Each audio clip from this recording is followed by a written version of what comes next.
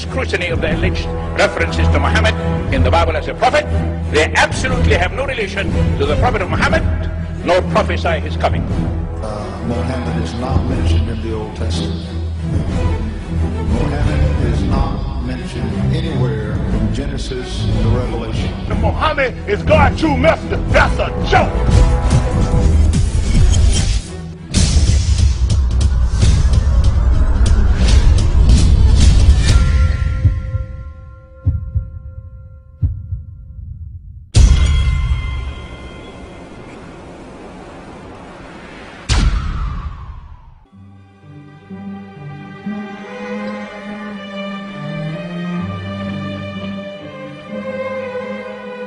Lo, we inspire thee as we inspired Noah and the prophets after him, as we inspired Abraham and Ishmael and Isaac and Jacob and the tribes, and Jesus and Job and Jonah and Aaron and Solomon, and as we imparted unto David the Psalms.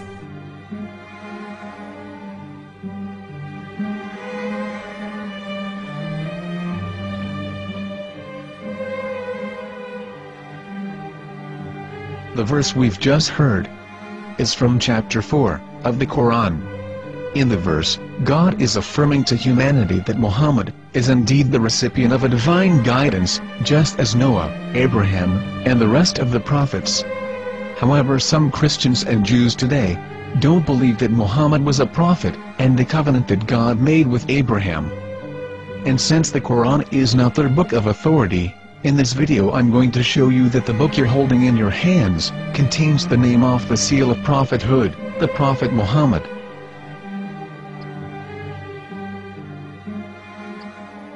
As known, the Old Testament was preserved in the Hebrew language. In the 5th chapter of the Shir HaShirim, which is one of the 5 Megillat or sacred scrolls that are part of the Hebrew Bible, or for short the Song of Solomon, as Christians know it today. That chapter is discussing someone. Jews will say it is discussing Solomon, while Christians will say it is discussing Jesus. Considering this is the Songs of Solomon, it would seem logical that it is discussing Solomon. The verses, describing this mystery man, have the narrator's speech conjugated in the feminine, meaning it is a woman who is describing this man.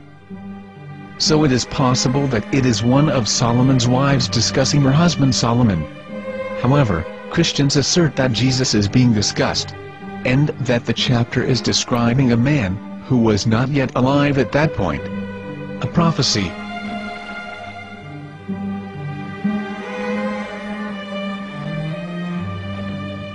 In reading the English translation of Song of Songs 5:16, it finishes the description by saying, "He is altogether lovely," but what most people don't know is that the name of that man was given in the original Megillat. Here is verse 16, and how it is written in ancient Hebrew, before introducing the vowels, in the 8th century. From the Hebrew Bible, on scripturetext.com. Here is the word in question. This word is made of 4 letters. Mem, Het, Mem, Dalet. Now when reading the word as it is written in its original form, with no vowels, it can be read as Muhammad, which is the name of the Muslim prophet, or as Mamad with no A after the H. According to Ben Yehuda's Hebrew English Dictionary, it is correctly pronounced as Muhammad, not Mamad. So how we're going to know for sure if it's pronounced as Muhammad, the Muslim prophet, or as Mamad, a random Hebrew word? The only way is to give the verse to a rabbi and say to him, "Please read." Here is the Song of Songs 5:16, and how it is read by a rabbi from a Hebrew Jewish site. Please notice, the im in Hebrew is a plural of respect. חיכו ממתקים וכולו מחמדים, זה דודי וזרעי בנות ירושלים. חיכו ממתקים וכולו מחמד, מחמד, מחמד, מחמד, מחמד, מחמדים. זה דודי וזרעי בנות ירושלים.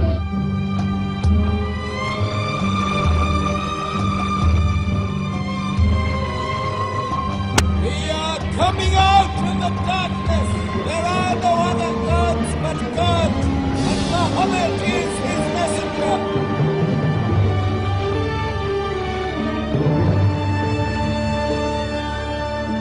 Let the world hear. חיכו ממתקים וכולו מחמדים, זה דודי וזרעי בנות ירושלים. חיכו ממתקים וכולו מחמד, מחמד, מחמד, מחמד, מחמד, מחמדים, זה דודי וזרעי בנות ירושלים.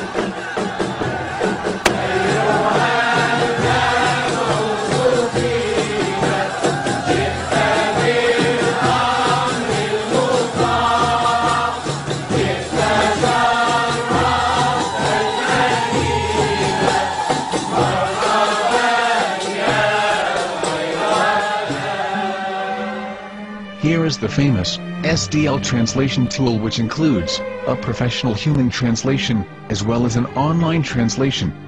We're going to copy our Hebrew word of the Song of Songs, directly from the Jewish site. It's the same site, where you can hear the rabbi reading the verse in Hebrew. All links are in the description, so, we're going to copy the word and paste it, and ask, please translate. Are they going to translate the meaning of the name of that person? As the Bible translators did.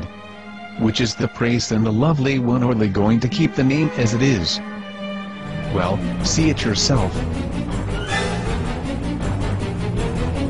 Here is the World Lingo translator. The result is the same. It's Muhammad. We have no right. We have no right to translate names of people. Anybody. Your name should be retained. Mr. Black is Mr. Black, though he's white. You have no right to translate names of people. But they have been doing that. Muhammad ibn, they translated as altogether left. But the word Muhammad is there in the Hebrew language. The word Muhammad is there in the Hebrew language.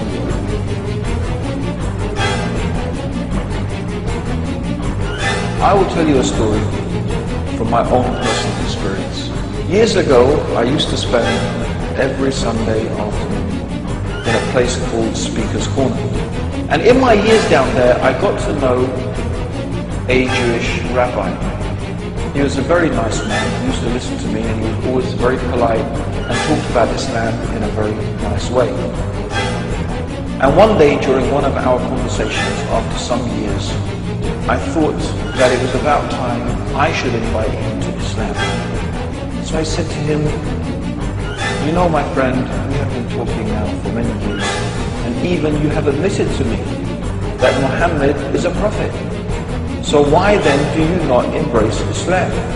He said to me, we Jews, we never change our religion. I said, but half of the rabbis of Medina became Muslim. He said, that is true, but still, we Jews never change our religion. I thought, what can I say to him? He looked at me and said, listen to me, my friend. God sent to us a prophet Moses, and we didn't even listen to him.